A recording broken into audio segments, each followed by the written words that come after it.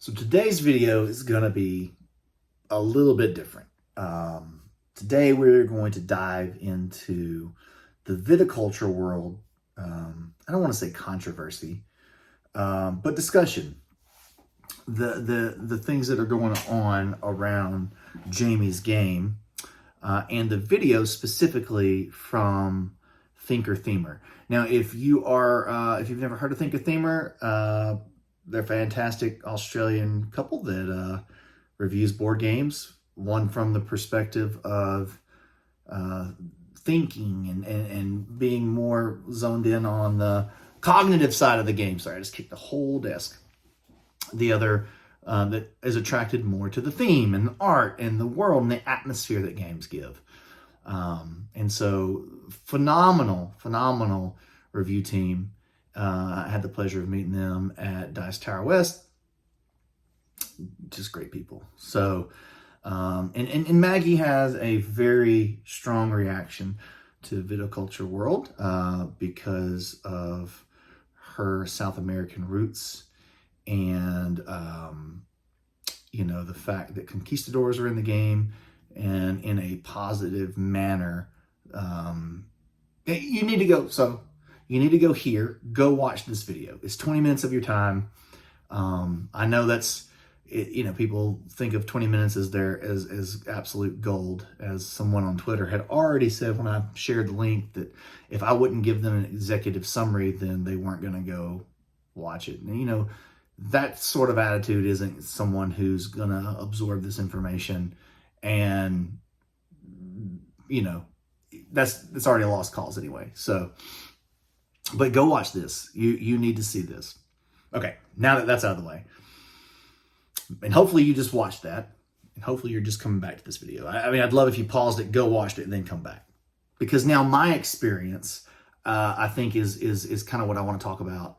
I don't have Viticulture World, but I can give you my experience of making games, working with consultants, and then just having the want to be more diverse in the teams that I work with, and so that the worlds that we make are more inclusive and have equity.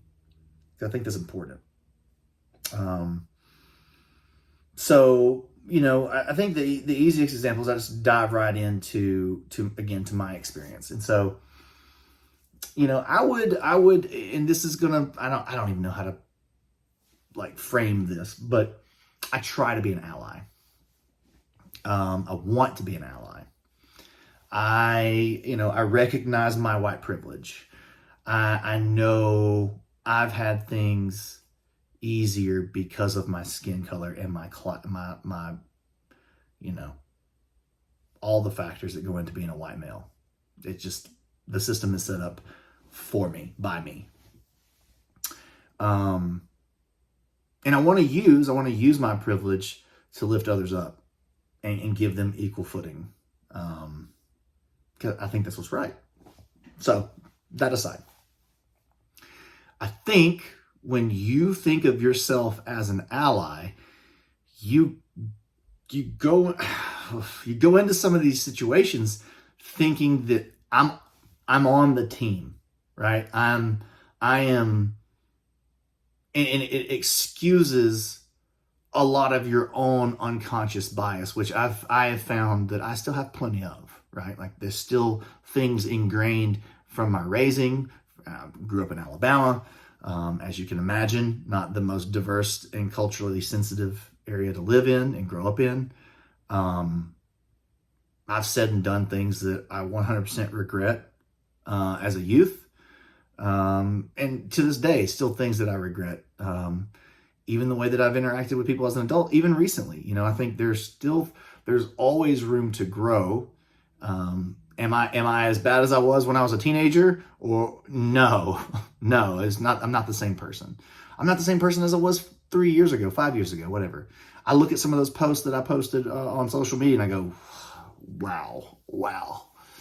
And I'm sure I'll do that 5 years from now, because I hope the growth never stops. Again, I feel like I'm just filling this with all kind of caveats. But it's hard not to feel inadequate and insecure about this conversation, especially as a white male with privilege.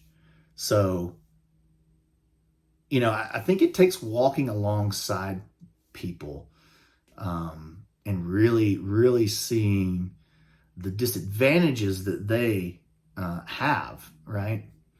And I don't mention this to whatever, but like, before we moved to California to take the job at Skybound, we lived in a place called West Circle. You've probably seen me, if you follow me on social media, talk about the Brown House and West Circle community. That's where we lived for 5 years before we moved to California. And that was a place where we got to walk alongside our neighbors in a way that we put ourselves where they lived, if that makes sense. So like,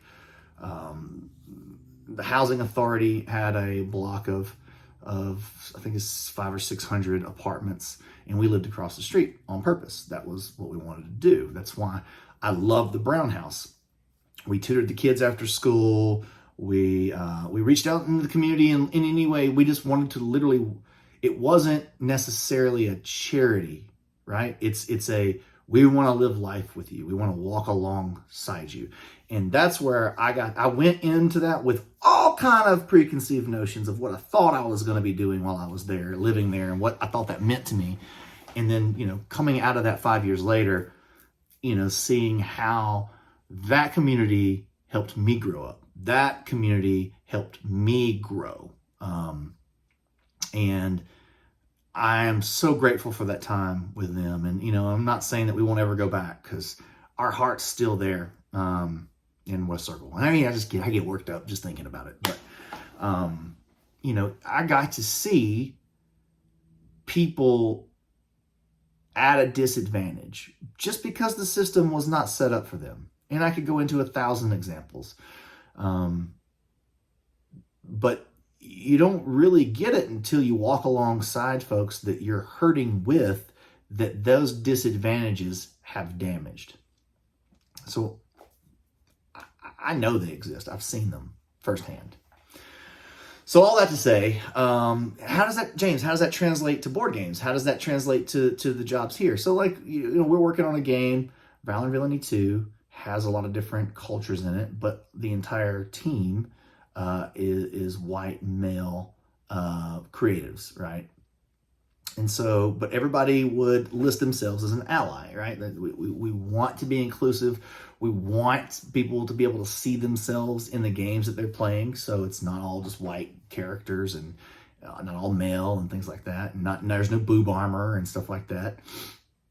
And so we think we're doing a good thing. So we lay all this stuff out, and we get consultants to come in, and go into this thinking, I'm an ally. We want to be inclusive.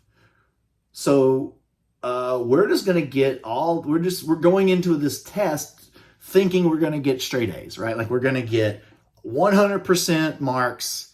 And people are these consultants are just going to be like, oh my God, you're everything we've ever wanted to see in games. And that was not the case. We got blasted. And the sting of that pushback hurts initially, especially when you think you've done a good thing. But man, was I just wrong? That was just such and you think it's such a short-sighted and self-centered thought process. But having the consultants just point out everything that's problematic, and then specifically would go talk to consultants. So those consultants ended up leading us to more consultants, that when we dove into the cultures that we were representing, we found that there were some stereotypes that we had ingrained in us when we were putting together the narrative of the world and the look of the characters.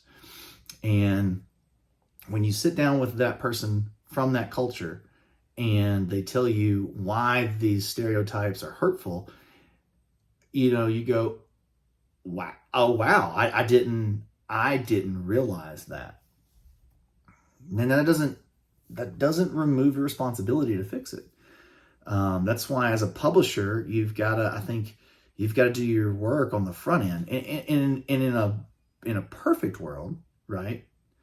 You bring somebody onto your team from that culture.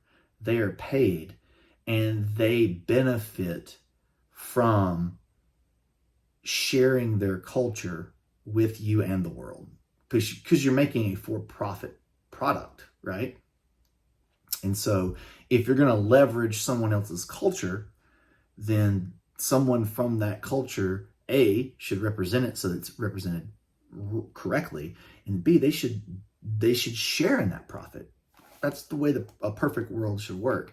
Now, I think, board games, we don't necessarily always have the most resources. We don't have huge budgets to spend on some of these things. So, I think the bare minimum is paying a consultant from that culture so that, it's done correctly, it's represented well, and someone profited from sharing their experience with you. Another big area that we just, I totally oofed on was ableism. And that's one of the things that, working with Jen Keshmer, she's really opened my eyes that, a lot of us creatives are very ableist minded, and it's not malicious. You don't necessarily wake up with this evil intent of being an ableist butthole, but when you look at games and you don't see anyone with any sort of disability represented in the game, in the narrative, not necessarily be a playable character, but even represented in the world that you've built, Jen made it very clear to me. She's like, you do understand that 26% of the world is disabled in some form or fashion. So when we don't see ourselves in media, we're not represented. We don't feel seen. We don't feel, that we're a part of the thing that you've invited us to be a part of. We don't really truly feel that way.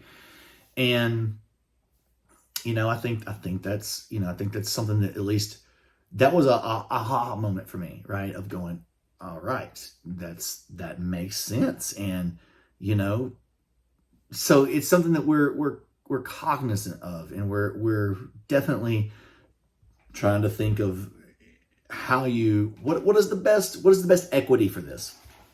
This is not an easy conversation, right? These are not easy topics, and that's why I could feel the weight in Maggie's voice, in that video, because these are weighty subjects, and it's not easy. And, I took a lot of flack on Grim Forest when we made Red Riding Hood African-American, and when Snow White was Asian, and I didn't consult any cultural consultants then. I was a stupid little baby boy making games, but I just wanted it to be inclusive and not just be a bunch of white people like the original stories, and wanted to have a diverse set of folks so they could see themselves in the game. So good intentions, bad execution, but it really came to a head on Valiant Villainy 2 as we had laid out some things that were, I think in the grand scheme of things, like if we'd have put it out, no, there would have been it wasn't like super overt, but it was just like, it was there, and it was 100% on us. And that's one of the things, like, as I learned more about that, and I've studied a bit more about unconscious bias, it's a sciencey thing. It's a sciencey thing where our brain creates shortcuts on purpose for us. It's one of its functions. It helps us execute things quicker and more efficiently. But the problem is that it creates unconscious bias. It creates stereotypes that are kind of built in that you don't even realize you're doing. You don't even realize are problematic until someone's like, have you ever done this in this situation? And then you're like, well, wait, actually, yes. So you're saying that was that was problematic. Oh, so I made this other person feel this way when I did this. Oh, that doesn't feel good. And so that's part of, you know, learning and becoming self-aware about your unconscious bias. And like I said, I grew up in Alabama, the Bible Belt, the dirty South, whatever you want to call it. And it definitely comes with a lot of baggage. A lot. And that's something I'm going to probably have to unpeel. Not probably. I will have to unlayer and unpeel that the rest of my life. I don't think that's just going to be I go to a weekend course and I'm solved of all of my unconscious biases. I think, and I think we all have them. It's just to what degree and to how they affect you and your lived experience. But being in the most privileged class, right? There's things that you don't even realize that you have access to, or you don't have to face being a part of that privileged class. And, I think that's where when Black Lives Matter, Stop Asian Hate, all the things that come up in our social sphere is where you have to stop and try to be as empathetic as you can to be like, how does that person's lived experience differ from mine? And what are they saying? And can I put myself in their shoes and empathize with them? So, and I think all of this really, I really wanted to share this because I truly believe that diversity makes better projects. I think our games are better. I think our media is better. I think our books are better. Everything we consume is better when a diverse team builds it. And I always go back to Uncle Iroh from Avatar when Zuko's talking about Fire Nation. Everything should be Fire Nation. Burn it all down, all fire. And Uncle Iroh's like, nah, Zuko. It's the world is beautiful when it's contributed by all the different elements, and that's what makes this place beautiful. And that's what makes our society beautiful, is when it's diverse and you learn from each other and you feed each other with the energy from each other's cultures. It's beautiful, right? And that's what's going to make better games.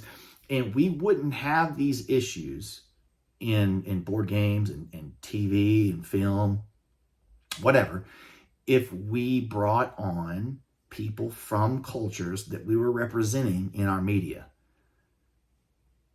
100%, if I had somebody on our team from the cultures that we were drawing, they'd have been like, hey, you don't know. Don't do that. We don't know. And they wouldn't have drawn them if they were drawing it or if they were writing it. They wouldn't have done it from that way in the first place. So that's why it's important. So that then when the end product hits the table, everybody who bellies up to the table to play that game, read that book, watch that movie, and they see themselves represented. Not only do they see themselves represented, but they see themselves represented appropriately, accurately, and with honor and dignity. Isn't that what we all would want for ourselves, for something that we're proud of? If you're proud of your culture or your heritage, don't you want to see it represented appropriately and with honor and dignity? Absolutely you do. And so, I just know, how many times I have felt that sting, that feeling of saying something and then having Jen, there was a point where I kept saying, the wheelchair bound character, it does blah blah, and she just stopped me. She's like, I'm gonna stop you. Don't say we are not bound to wheelchairs. We are wheelchair users.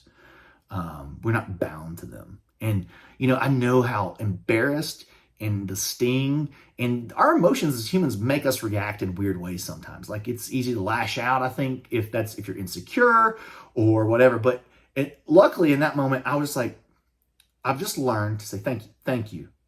and then just repeat back wheelchair user, and then just move on. And obviously I pull this interaction up in my head every time I dive deep into my anxiety hole. But it's I think we have to normalize saying, I'm sorry I was wrong. What is the correct way? What is my path forward? Okay, cool. And then I think if we normalize that, then people will be more apt to say they're sorry and want to learn.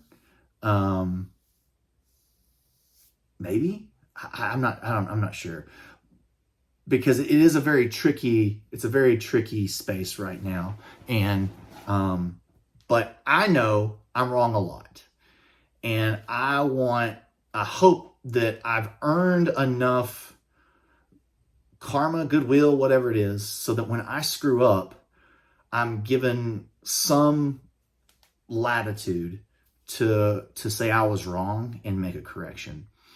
And then I want to be better. I want to make better games. I want to do better. I want to be a better ally. But I don't need to be an ally for self-serving reasons. I need to be the ally that my allies need me to be. I obviously didn't write all this out. I'm just trying to get the sentiment right, why do I want to be an ally? I want to be an ally because the marginalized shouldn't be marginalized. It's unfair that they don't have the same exact advantages that I do. And if I'm going to win, I want to win fairly. And if other people have a heart, like if I get a head start in a race, it doesn't feel good to win that race. I got a head start. So why do I want to be an ally? Because I think it's only fair that we all have the same. But even then, I think it's pretty easy to look back and see the groups of people who have not had the advantages, or who have been at a disadvantage. I think if you're being honest with yourself, you can look at the groups and you can say these groups have been put at a disadvantage. And I don't think that lessens your position. I think all it does is trying to raise them up to where you're at. And I think there's some weird psychology in there that just blocks that off from some people being able to really be able to wrestle with that.